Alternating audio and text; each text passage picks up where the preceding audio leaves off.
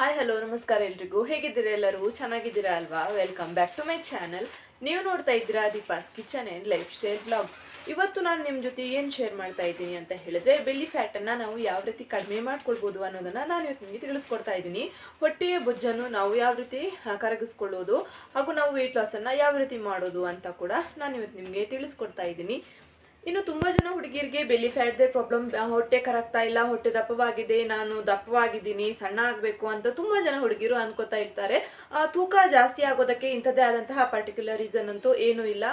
ಹಲವಾರು ಕಾರಣಗಳಿವೆ ತೂಕ ಜಾಸ್ತಿ ಆಗೋದಕ್ಕೆ. ಮೊದಲನೇದಾಗಿ ಥೈರಾಯ್ಡ್ ಇರೋರಿಗೆ ತೂಕ ಜಾಸ್ತಿ ಆಗ್ತಾ ಹೋಗುತ್ತೆ. ಇನ್ನು ನಮ್ಮ ಲೈಫ್ ಸ್ಟೈಲಿಂದ ಕೂಡ ನಮ್ಮ ತೂಕ ಜಾಸ್ತಿ ಆಗುತ್ತೆ.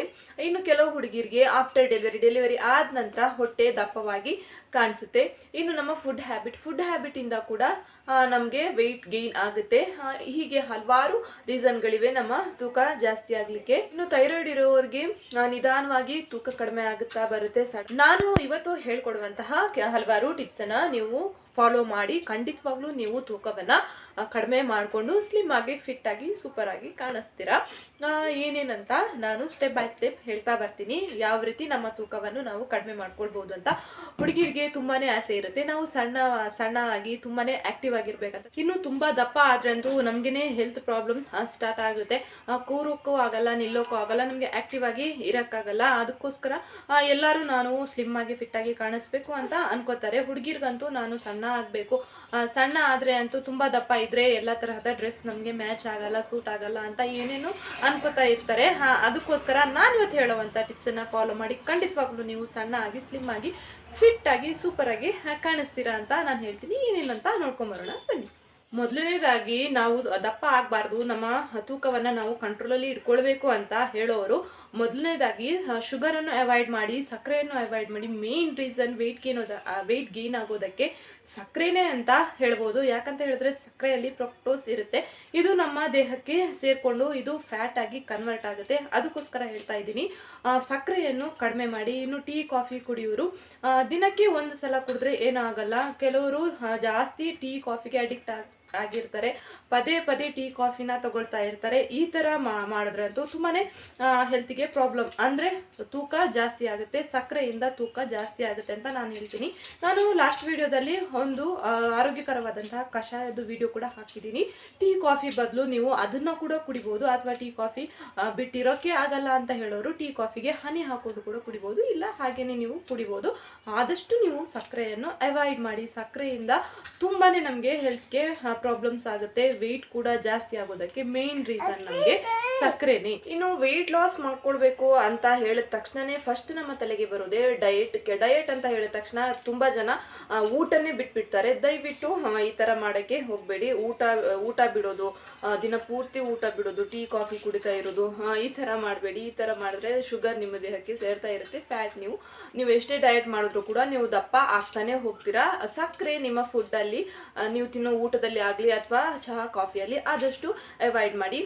ಡಯಟ್ ಅಂತ ಹೇಳಿದ ತಕ್ಷಣ ನೀವು ತಿನ್ನೋದೇ ಬಿಡೋದು ಅಲ್ಲ, ಎಷ್ಟು ತಿಂತೀರಾ ಅದಕ್ಕಿಂತ ಸ್ವಲ್ಪ ತಿನ್ನಿ. ಅಂದರೆ ಇವಾಗ 4 ಇಡ್ಲಿ ತಿಂತಾ ಇದ್ರೆ 3 ಇಡ್ಲಿ ತಿನ್ನಿ. ಮತ್ತು ಒಮ್ಮೆಲೆ ಜಾಸ್ತಿ ಫುಡ್ಡು ತಗೊಳ್ಬೇಡಿ. ಪದೇ ತಿಂತಾ ಇದ್ರು ಪರವಾಗಿಲ್ಲ, ಸ್ವಲ್ಪ ಊಟ ಪದೇ ತಿಂತಾ ಇದ್ರು ಪರವಾಗಿಲ್ಲ. ನೀವು ಒಮ್ಮೆಲೆ ಊಟ ಮಾಡಿ, ಹೊಟ್ಟೆ ತುಂಬುವಷ್ಟು ಊಟ ಮಾಡಬೇಡಿ. ಇದರಿಂದ ಕೂಡ ನಿಮ್ಮದು ವೆಯ್ಟ್ ಗೇನ್ ಆಗುತ್ತೆ. ಇನ್ನೊಂದು ರೀಸನ್ ಏನಂತ ಹೇಳಿದ್ರೆ ಔಟ್ಸೈಡ್ ಫುಡ್ ಅಥವಾ ಜಂಕ್ ಫುಡ್ ಅಂತ ಹೇಳ್ಬೋದು. ನಾವು ಔಟ್ಸೈಡ್ ಹೋದಾಗ ಹೆಚ್ಚಾಗಿ ಔಟ್ಸೈಡ್ ಫುಡ್ ನಾವು ಆರ್ಡ್ರು ಮಾಡ್ತೀವಿ. ಆಯಿಲ್ ಫುಡ್ಡನ್ನು ಅವಾಯ್ಡ್ ಮಾಡಿ. ಔಟ್ಸೈಡ್ ಹೋಗಿರ್ತೀವಿ, ಬೇರೆ ಚಾಯ್ಸೇ ಇಲ್ಲ ನಮಗೆ, ಔಟ್ಸೈಡ್ ಫುಡ್ ಇವಾಗ ತಿನ್ನಲೇಬೇಕು ಅಂತ ಏನಾದರೂ ಸಿಚುವೇಶನ್ ಬಂದರೆ ಫುಡ್ ತಗೊಳ್ಳಿ. ಅದ್ರ ಜೊತೆಗೆ ಸಲಾಡನ್ನು ಕೂಡ ನೀವು ತಗೊಳ್ಳಿ. ತರಕಾರಿಗಳನ್ನು ಜಾಸ್ತಿ ತಿನ್ನಿ. ಇದು ಬ್ಯಾಲೆನ್ಸ್ ಮಾಡುತ್ತೆ, ವೆಯ್ಟ್ ಗೇನ್ ಆಗದೆ ಇರೋ ಥರ ನೋಡ್ಕೊಳ್ಳುತ್ತೆ. ಜಾಸ್ತಿ ಆಗಿ ಔಟ್ಸೈಡ್ ಫುಡ್ಡು ತಿನ್ನಲಿಕ್ಕೆ ಹೋಗಬೇಡಿ. ಆಯಿಲ್ ಫುಡ್ ಆದಷ್ಟು ಕಡಿಮೆ ಮಾಡಿ. ಆಯಿಲ್ ಫುಡ್ ತಿನ್ನೋದ್ರಿಂದ ಕೂಡ ನಮಗೆ ತೂಕ ನಮ್ಮದು ಜಾಸ್ತಿ ಆಗುತ್ತೆ. ಇನ್ನೊಂದು, ನಾವು ತೂಕ ಕಡಿಮೆ ಮಾಡ್ಕೊಳ್ಳೋದಕ್ಕೆ ಮೇನ್ ನಾನು ಹೇಳುವಂಥ ಟಿಪ್ಸ್ ಇದು ವೆರಿ ಇಂಪಾರ್ಟೆಂಟ್. ಇದು ನಾವು ಫಾಲೋ ಮಾಡಿಲ್ಲ ಅಂತ ಹೇಳಿದ್ರೆ ನಮಗೆ ವೆಯ್ಟ್ ಲಾಸ್ ಮಾಡ್ಕೊಳ್ಳೋಕ್ಕೆ ಸಾಧ್ಯನೇ ಇಲ್ಲ. ಎಷ್ಟೇ ಡಯಟ್ ಮಾಡಿದ್ರು ಕೂಡ ಏನಂತ ಹೇಳಿದ್ರೆ ಎಕ್ಸಸೈಸ್. ಹೌದು, ಖಂಡಿತವಾಗ್ಲೂ ನಾವು ಎಕ್ಸಸೈಸನ್ನು ಮಾಡಲೇಬೇಕು. ಏನೂ ಇಲ್ಲ ಅಂತ ಹೇಳಿದ್ರೆ 20 ಮಿನಿಟ್ಸ್ ವಾಕ್ ಆದರೂ ಮಾಡಲೇಬೇಕು. ಎಕ್ಸಸೈಸ್ ತುಂಬಾ ಒಳ್ಳೆಯದು ನಮ್ಮ ಆರೋಗ್ಯಕ್ಕೆ. ಇದು ನಮ್ಮ ತೂಕವನ್ನು ಕಡಿಮೆ ಮಾಡ್ಕೊಳ್ಳೋದಕ್ಕೂ ಕೂಡ ಹೆಲ್ಪ್ ಆಗುತ್ತೆ. ನೀವು ಹೊರಗಡೆನೇ ಹೋಗ್ಬೇಕಂತ ಏನಿಲ್ಲ, ಮನೆಯಲ್ಲಿ ನೀವು ಸಿಂಪಲ್ ಆಗಿ ಎಕ್ಸಸೈಸನ್ನು ಮಾಡ್ಕೊಳ್ಬೋದು.